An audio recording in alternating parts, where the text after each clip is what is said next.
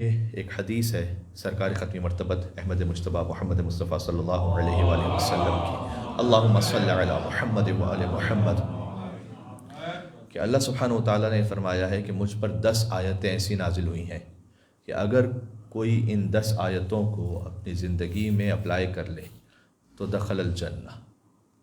ضمانت ہے اس بات کی کہ وہ جنت میں داخل ہوگا۔ مجھ پر 10 آیتیں ایسی نازل ہوئی ہیں۔ من اقامہن، دیکھیں غور طلب بات یہ ہے کہ یہاں حضور نے نہیں فرمایا کہ جو ان 10 آیتوں کو پڑھے، قرات کرے، اقامہ کرے، اقامہن جیسے کہ نماز کو قائم کرو، یعنی اپنے اندر نافذ کرے، من اقامہن دخل الجنہ، تو ضمانت اس بات کی کہ وہ جنت میں داخل ہوگا۔ وہ 10 آیتیں کون سی ہیں؟